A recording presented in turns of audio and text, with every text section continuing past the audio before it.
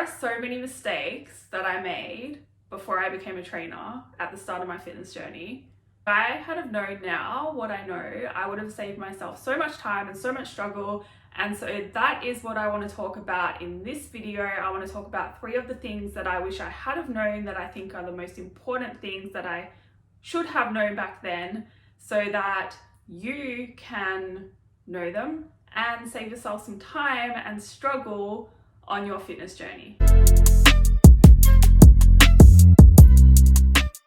Hello, welcome back to my channel. My name is Jody and I help you change your beliefs so you can change your body, your health, and your life. This video, we are talking about 3 of the things that I wish I had known back when I started. It would have saved me so much time and I would have been so far ahead in my progress now. I think I would have literally saved probably 2 or 3 years of my life and I would have been making progress then, and so now I would be 3 years ahead and instead I'm 3 years behind. So in saying all these things, I hope they will help you to avoid making the same mistakes that I made back then. It wasn't so much even mistakes, it was just paying attention to the wrong things. So the first thing I wish I had have known back then was how important exercise technique is to get right.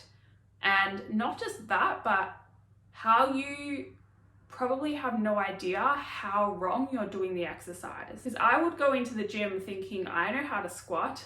I can squat with a barbell on my back, and I thought I was getting the depth that I should be getting and I was doing it right. But looking back on videos of me now squatting, I'm just like, oh my goodness, I look so terrible and so weak.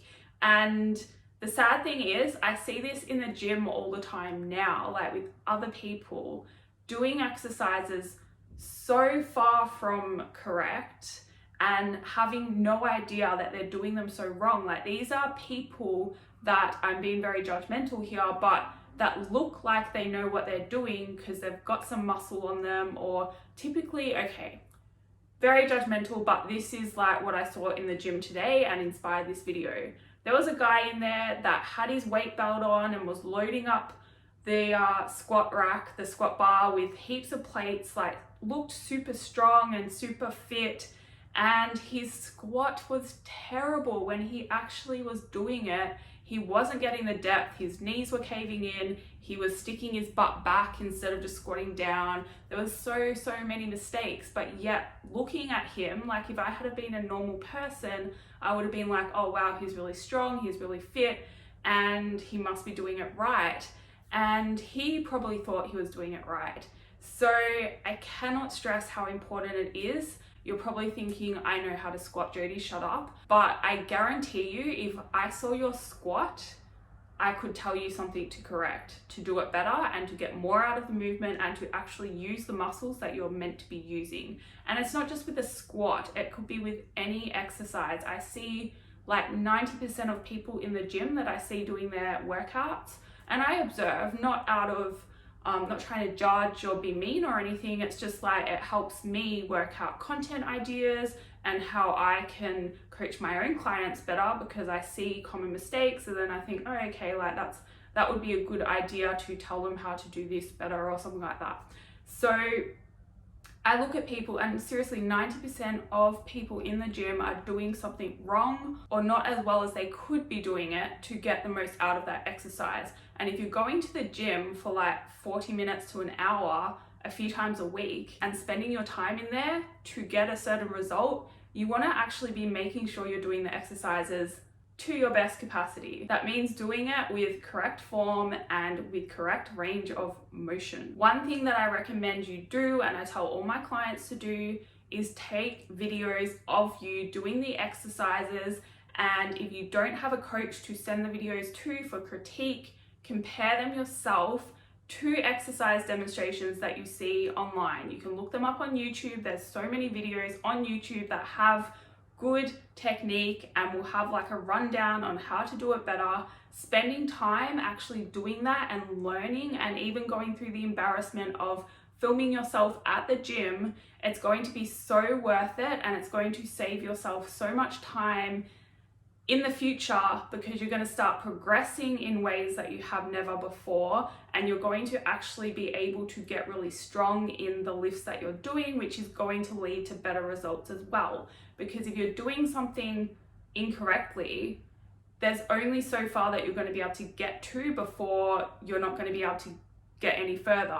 And that's the same even if you're doing it correctly. Eventually it gets really hard to overcome a certain plateau, but if you're doing it incorrectly, it just means you're not actually using the right muscles. Maybe you're using your lower back too much, which means you're not going to be able to get over that hurdle like you would if you were doing the exercise correctly. The second thing I wish I had have known back when I started was how important your diet is. In particular, the calorie and protein content of your daily food intake. It's not about what you're eating, it really does come down to how much you're eating. And even if you think you're not eating too much, you've probably got it totally wrong. In my personal experience, I was not eating enough carbs because I had heard that carbs were, maybe something you should not have too much of, and I was trying to limit them from my diet. As soon as I added in carbs, like I was eating some carbs, but not enough. And as soon as I increased my intake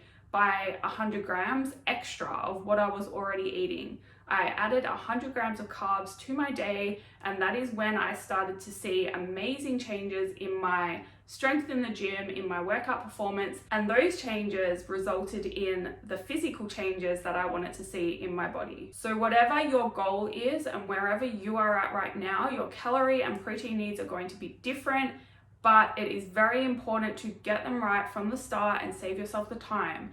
I would recommend tracking your macros to get an idea of how much food you need to be eating, and do it even just for a week, just so you get that knowledge of, okay, this is what this number is suggesting, this is what I should be hitting, this is where I'm at now, this is the difference, and this is how or what I can add to my diet to fix that difference. Just like with your exercise form, I can guarantee I can spot something wrong in multiple exercises that you're doing. I can also guarantee you're probably not eating the right amount of food for your goal. Especially if your goal is fat loss, no matter what exercise you do, you will not get results if your food quantity is not right. So it just saves so much time to get it right now, rather than to keep playing guessing games with your diet and then get like a year passes and you haven't made any progress because you were simply eating more than you thought you were. The last thing I wish I had have known back when I started was how unimportant the scale is in measuring progress. If you're only using the scale to measure your progress, you're not measuring enough forms of progress. In fact, I would say the scale should be last on your list of things that you should be measuring and tracking. The first thing should be your food, and then the second thing should be your workouts and how strong you're getting and like how much weight you're using in your workouts. And then the third thing should be your waist measurement, because that is a very good indication of body fat going down, whereas the scales do not measure body fat. Even the ones that have the body fat percentage readings on them are very inaccurate.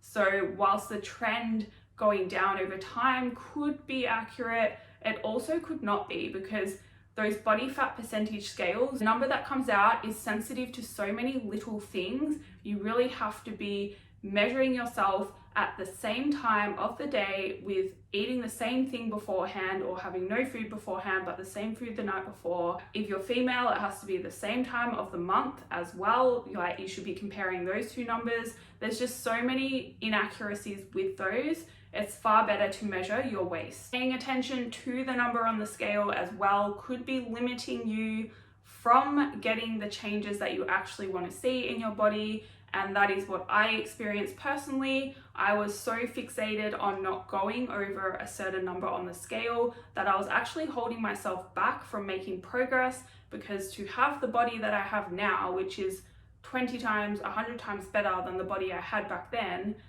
I actually had to go over that number because I needed to build muscle. And building muscle and losing fat could result in the scale going up, it could result in the scale going down. You cannot pick a number and think that that is where you are going to look your best. even if in the past you looked your best at that number, because muscle is just an interesting thing and you probably need to build a lot more muscle, and that is going to change that number that comes out on the scale that you think you need to hit. Like, it's not going to be that number, and that is the third thing I can guarantee in this video. To summarize, the 3 things I wish I had have known or was paying attention to back then was my form in my workouts on every exercise, and then my diet, and then not the scale. Like, paying attention to the right forms of progress, like my waist and my strength in the gym in particular. That is all for this video. If you liked it, please hit the like button and subscribe. If you have any questions, send me an email, and I will see you in the next video.